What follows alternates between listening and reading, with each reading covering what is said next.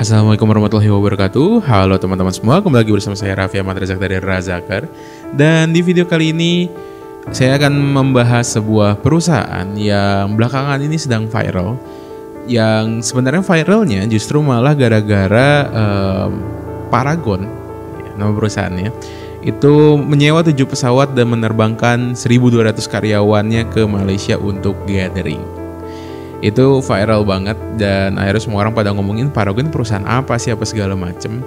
Tapi sebenarnya saya udah tahu lama ini tentang Paragon karena saya juga udah pernah ketemu langsung sama ibu subakatnya.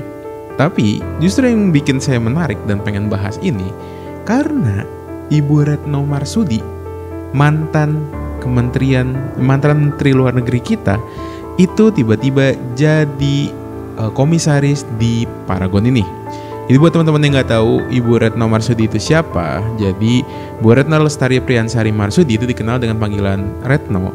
Ialah lahir di Semarang, Jawa Tengah 27 November 1962. Awalnya itu jadi Third Secretary Penerangan pada KBRI Canberra, lalu jadi Konselor Ekonomi KBRI Den Haag, jadi Deputi Direktur Kerjasama Ekonomi Multilateral, lalu jadi Direktur Kerjasama Intra Kawasan Amerika dan Eropa, lalu kemudian menjadi Direktur Eropa Barat, kemudian menjadi Direktur Jenderal Amerika dan Eropa pada Kementerian Luar Negeri, dan terakhir sebagai Menteri Luar Negeri Indonesia di eranya Pak Jokowi selama 10 tahun, 2014 sampai 2024.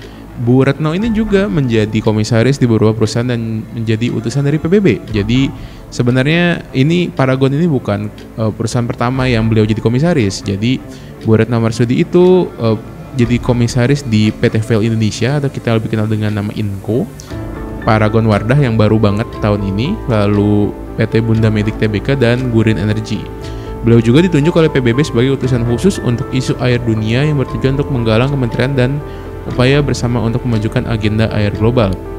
Nah, Paragon Corp itu perusahaan kecantikan yang menaungi Wardah mengangkat Retno Marsudi sebagai Board of Counsel Paragon Wardah Stewardship for Global Impact. Ini diresmikan melalui penandatanganan nota kesepahaman atau MOU Retno Marsudi dengan Deputi CEO Paragon Corp Sari Hairunisa. Dengan jabatannya itu akan berperan aktif dalam inisiatif strategis yang berfokus pada bidang pendidikan, pemberdayaan perempuan, keberlanjutan lingkungan, termasuk upaya konservasi dan pemenuhan air bersih serta aksi sosial inspiratif untuk masyarakat global. Nah, buat teman-teman yang nggak tahu, sebenarnya Paragon ini perusahaan apa sih? Oke, akan saya jelaskan juga. Jadi emang mungkin trigger orang nih baru pada tahu Paragon gara-gara ini. Jadi Paragon itu sewa 7 pesawat ke Kuala Lumpur. Baru-baru ini viral 1.200 Paragonian nyebutnya ya, itu pegawai Paragon, diterbangkan ke Kuala Lumpur, Malaysia untuk corporate gathering pada 20 sampai 22 Januari 2025 dengan menyewa 7 pesawat. Tak hanya itu, seluruh karyawan juga ditempatkan di hotel bintang 4 sampai 5. Paragon ini memang terkenal sebagai tempat dengan kepuasan pegawai yang tinggi dan memberikan banyak fasilitas mulai dari beasiswa hingga umroh. Dan sejarahnya gini teman-teman. Paragon itu didirikan oleh Ibu Nurhayati Subakat. Jadi Bu Nurhayati Subakat ini kebetulan saya juga pernah ketemu langsung, orangnya humble banget.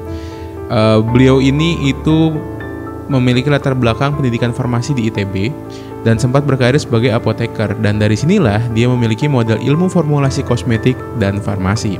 Di tahun 1985, dia memberanikan diri mendirikan PT Pusaka Tradisi Ibu di rumahnya di Tangerang, di mana saat itu produknya hanya shampoo. Lalu perusahaan tersebut itu karena skala rumahan itu sempat kebakaran dan nyaris bangkrut teman-teman. Jadi saat itu bisnisnya masih skala rumahan dan bersama suaminya Bu Nurhayati itu berkeliling dari satu salon ke salon lain untuk menawarkan produknya. Dan usahanya ini nggak langsung besar. Bahkan di awal berdirinya omsetnya itu hanya 2 juta rupiah per bulan teman-teman. Masih lebih gede UMR kita sekarang ya. Dan baru di tahun kelima, Bu Nurhayati ini berhasil membangun pabrik di kawasan industri Cibodas serta melahirkan banyak merek kosmetik baru. Namun sayangnya tempat usahanya kebakaran dan nyaris bangkrut waktu itu. Waktu itu Paragon ini sebagai pionir kosmetik halal di Indonesia. Jadi meski dilanda musibah, Bu Nurhayati memutuskan bangkit karena memikirkan nasib karyawan dan utang bisnis. Di tahun 95, Bu Nurhayati menyadari banyak muslimah yang resah dan ingin menggunakan produk kosmetik yang dijamin kehalalannya. Bu Nurhayati akhirnya mengambil kredit bank dan membuka usaha barunya yang bernama Wardah. Satu-satunya produk kosmetik di saat itu yang memiliki sertifikasi halal dari MUI. Dan dari sanalah produknya itu sukses besar. Sejak saat itu, bisnis Bu Nur Hayati ini terus berkembang dan meluncurkan berbagai produk. Tidak hanya itu, dari produk-produknya juga bahkan sampai diekspor ke luar negeri seperti Malaysia, Thailand, hingga Korea Selatan. Hingga akhirnya perusahaan berubah menjadi namanya PT Paragon Technology and Innovation pada tahun 2011 dan menjadi Paragon Corp pada tahun 2021 seperti yang kita kenal sekarang. Dan tadi Bu Retno Marsudi itu sebagai komisaris independen baru pada Januari lalu. Mantan Menteri Luar Negeri Bu Retno Marsudi percaya mengemban jabatan sebagai Board of Council Paragon Wardah Stewardship for Global Impact. Dan ini menunjukkan bahwa Paragon itu semakin serius dalam menggarap pasar internasional.